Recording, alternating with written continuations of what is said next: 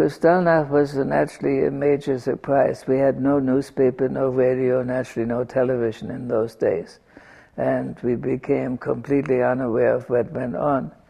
But around July or August of 1938, a secondary camp became part of the concentration camp Buchenwald.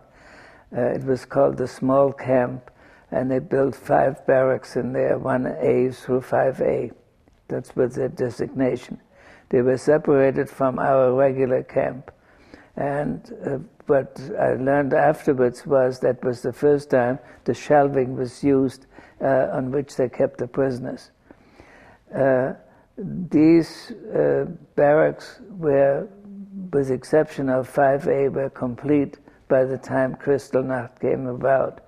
And we all of a sudden saw a tremendous influx of prisoners, all men and boys, that arrived at the camp and were immediately put into that camp.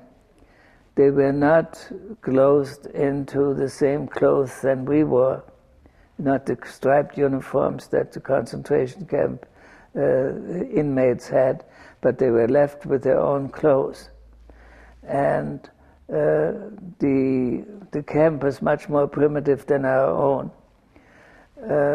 What preceded all this was obviously the idea that sooner or later they were going to arrest all the Jewish male prisoners, all Jewish prisoners, and put them into a concentration camp.